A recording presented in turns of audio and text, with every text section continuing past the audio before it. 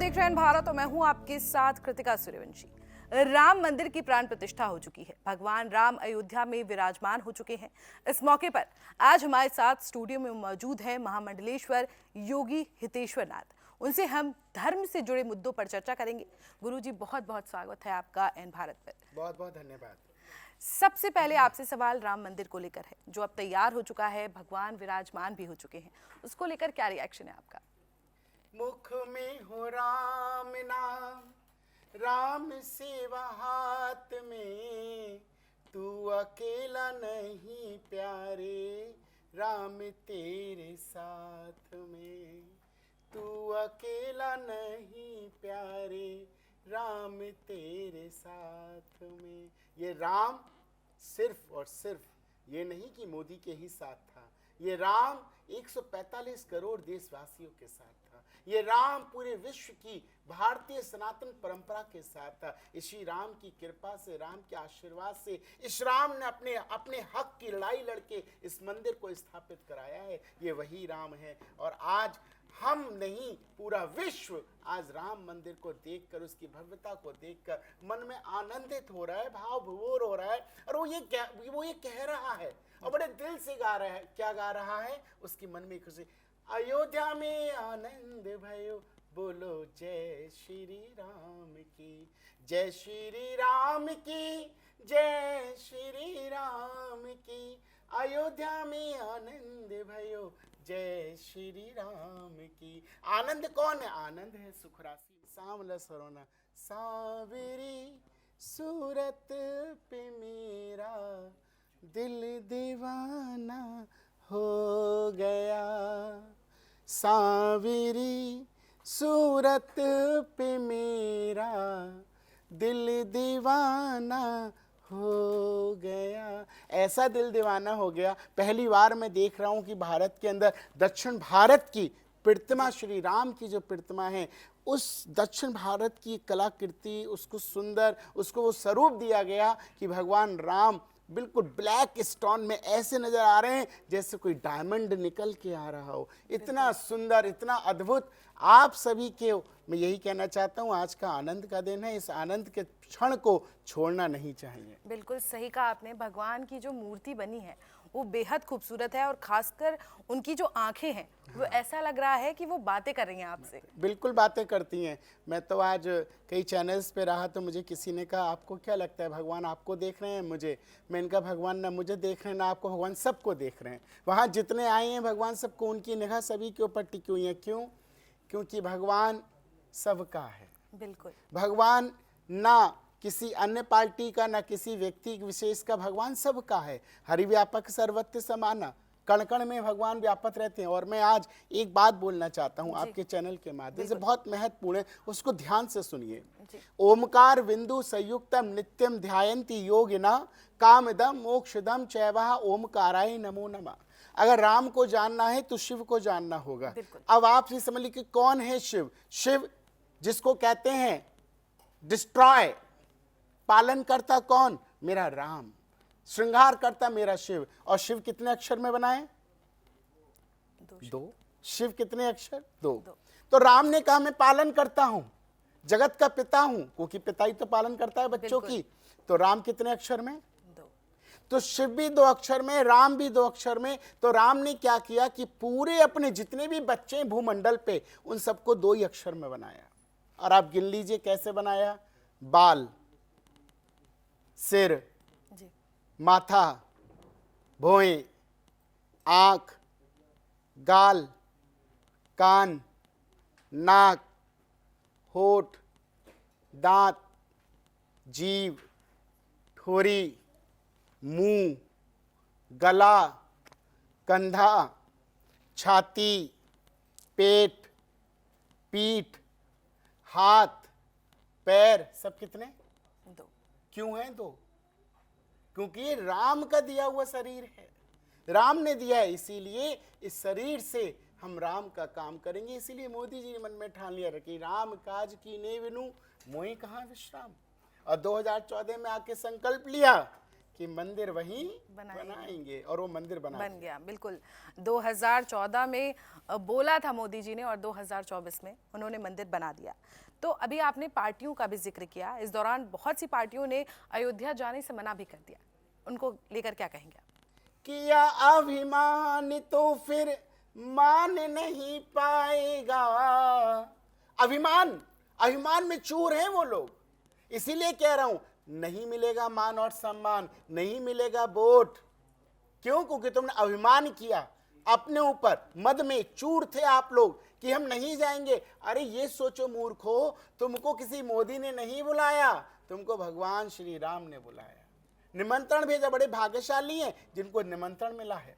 मुझे निमंत्रण मिला, मैं भी बहुत आनंदित हुआ, लेकिन मैं चैनलों को कमिटमेंट के कारण में नहीं जा पाया, क्योंकि सब वहां जाएंगे तो चैनल पे कौन रहेगा। बिल्कुल। तो लेकिन जिन लोगों को निमंत्रण मिला वो बड़े भाग्यशाली हैं, लेकिन इन लोगों ने भगवान राम के निमंत्रण को अस्वीकार कर दिया। ये कभी सत्ता में आने वाले नहीं है, ये राम का श्राप लगेगा। इन लोगों ने जिस राम ने तुम्हें बनाया, जिस राम के चलते आज तक आप लोग, क्योंकि ये हम लोग खाली बेटा आप या मैं या कोई और व्यक्ति राम का नहीं है, हम सब भगवान के बच्चे हैं।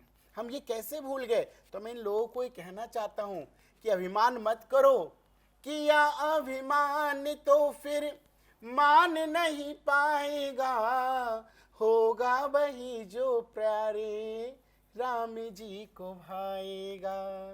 फल आशा त्याग, फल आशा त्याग क्या करना है?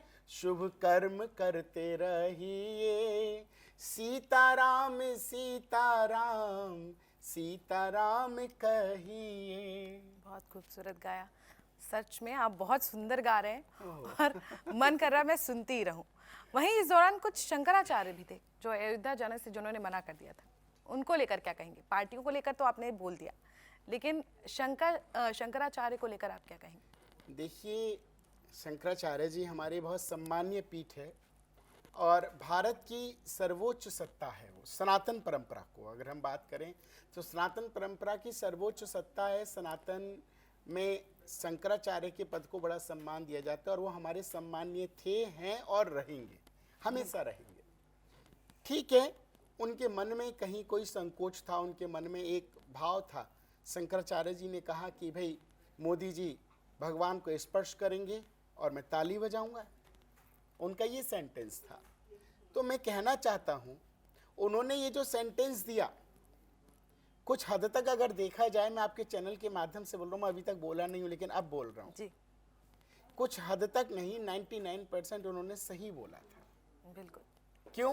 क्योंकि वो ये चाहते थे कि भगवान को स्पर्श कोई ब्राह्मण करे। उनके मन में ये विचारधारा थी। ब्राह्मण सबसे पहले आते हैं, ब्राह्मण, क्योंकि विप्र सदैव पूजते, ब्राह्मण पूजने योग्य होता है और ब्राह्मण वाक्यो जनार्दना, ब्राह्मण का वाक्य जनार्दन होता है। तो इसलिए विप्र को ही भगवान का पूजन करने का अधिकार है। जब कौन सा अधिकार? मतलब जब भगवान की प्राण प्रतिष्ठा हो रही हो। तो इसलिए उनके मन में ये विशेष ध्यान आया होगा, जिसको उन्होंने कहा यह गलत है। हालांकि मोदी जी को गलत नहीं कहा, उनके मन में ये विचार था कि ब्राह्मण करे। मोदी जी वहां रहे लेकिन उनके मन में ये विचार था। तो मैं कहना चाहता हूं शंकराचार्य जी से, मैं उनको बड़ा सम्मान करता हूं। देखिए, जो हम एक परंपरा को जीने लगते हैं, जैसे परंपरा, उन्होंने वैवाहिक जीवन को बिल्कुल त्याग दिया। आज 70 वर्ष के बाद वो एक ऐसी परंपरा को जी रहे हैं जो एक संत जीता है। आज वो अपने संत का जीवन जी रहे हैं। संत का जीवन, आप सोचिए, उनको मुख्य यजमान बनाया गया। मुझे लगता है कि अगर हम किसी भी आम व्यक्ति को यजमान बनाएंगे तो वो भी इतने संकल्प नहीं लेगा जितने उन्होंने लिए। 11 दिन का आप सोचिए, 11 दिन का अनुष्ठान उन्होंने सिर्फ नारियल पानी पी के किया। 11 दिन वो पृथ्वी पर सोए, 11 दिन गौ माता की सेवा करी, 11 दिन उन्होंने सिर्फ भगवान के मंदिरों के दर्शन करे और पूरे दिन 108 बार राम नाम की माला का जाप करते थे। तो आपको क्या लगता है ये कार्य कौन करेगा? एक संत करेगा या कोई आम व्यक्ति करेगा? तो नरेंद्र मोदी कोई आम व्यक्ति नहीं है, वो एक संत है। तो इसके चलते मैं समझता हूं कि उनकी हम उस चीज को भूल के कि वो क्या जाति से हैं, क्या हैं, कैसे हैं, उसको छोड़ दें, उसे हटा दें। क्यों? क्योंकि भगवान राम सबको एक समान समझते थे। उन्होंने कभी जाति का भेदभाव नहीं रखा। इसीलिए तो भिलनी के यहाँ चले गए, सबरी के बेर खाने चले गए, वो भी वो सबरी जो 3 जगह से कमरे में झुकी हुई थी। और भगवान तो खुद कहते हैं, निर्मल मन जन सो मोहि पावा। अच्छा, भगवान आपको कौन अच्छे नहीं लगते? मोहे कपट छल छेद्र ना भावा। जो छल कपट करते हैं, मुझे निर्मल मन के लोग बहुत अच्छे लगते हैं। छल कपट किसने किया? राहुल जी ने। छल कपट किसने किया? अखिलेश जी ने। तो भगवान को पसंद नहीं आए, उनको अलग कर दिया, इसीलिए वो भगवान के मंदिर में नहीं पहुंचे आज। तो भगवान को निर्मल मन का व्यक्ति, हम लोग अपने शरीर पे गोबर लग जाए तो पानी से इसे साफ कर सकते हैं, लेकिन जो मन पे मैल है वो किसको साफ करते हैं? भगवान के नाम से साफ करते हैं। इतनी सुंदर सर्ज के शूर्पणखा भगवान के सामने आई, क्यों? उसके पास क्या कमी थी? सुंदरता थी, सब कुछ था, सौंदर्य था, लेकिन भगवान ने मुड़ के नहीं देखा। और क्या देखा भगवान ने? क्या देखा? भगवान ने सबरी को देखा, जिसके 3 जगह से कमर झुकी हुई थी। तो भगवान वहां गए, भगवान सबरी आई नहीं, भगवान वहां पहुंच गए। तो जो भगवान के प्रति आस्था रखता, जो प्रेम करता, जो सम्मान करता, जो सोचते राम मेरे हैं, तो मुझे लगता है ये लोग भी जाते और ये लोग भी भगवान के प्रति उसी श्रद्धा भाव से रखते। तो इसलिए मैं कहना चाहता हूं शंकराचार्य जी का सम्मान करते हुए आपके चैनल के माध्यम से कि अब हम नरेंद्र मोदी जी को ना किसी जाति में, ना किसी प्रधानमंत्री के पद पे, हम उनको एक दृष्टिकोण से देखते हैं कि वो आज इस भगवान राम का सच्चा भक्त, सेवक और सच्चा सनातनी और एक संत की भूमिका निभा के उसने भगवान राम की पूजा की है। तो आपने पीएम मोदी को जो है एक संत की उपाधि दे दी है, तो इसका बीजेपी को कितना फायदा होगा आने वाले लोकसभा चुनाव में? देखिए, मुझे लगता है कि लोगों चैनल्स पे ये सब चीज़ें चल रही हैं और लोगों के मन में धारणा भी है कि भाई राम मंदिर बन गया तो 400 पार, कि भाई राम मंदिर बन गया तो 400 उनके मैनिफेस्टो में शुरू से रहा है ये तो और उन्होंने वो पूरा भी कर दिया है। उन्होंने संकल्प कर लिया। अच्छा, अब मंदिर बन गया तो अब तो लोगों को नहीं जिताना चाहिए। मंदिर बन गया, अब क्यों जिताएंगे? अब तो औरों को जिताओ। नहीं, उन्होंने अपना वादा पूरा किया। उन्होंने अपना वादा पूरा किया कि हम राम मंदिर, क्योंकि वो राम मंदिर भगवान राम का अपना जन्म स्थान था।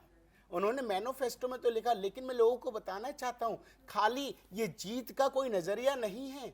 राम मंदिर को बनवा के जीतने का एक उद्देश्य नहीं है। भारत के अंदर सनातन धर्म का प्रचार करना, भारत के सनातन को घर घर घर तक पहुंचाना, ये मोदी जी का श्रेष्ठ कार्य था। जिस प्रकार आप देखिए भगवान राम का भव्य मंदिर अयोध्या में बना, सेम वही भव्य मंदिर आपको दुबई में बन रहा है, आबू धाबी में। आप सोचिए, गल्फ कंट्रीज में, कि मतलब हमारे मुस्लिम भाई भी आज अपने अल्लाह के साथ साथ कहते हैं अल्लाह ईश्वर एक हैं।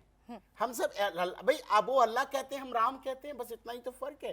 तो उन्होंने खुद हमारे राम का भव्य मंदिर आबू धाबी में भी बन रहा है, वहां भी सनातन धर्म की जय जयकार हो रही है। और इससे बड़ा परिचय हमें क्या चाहिए?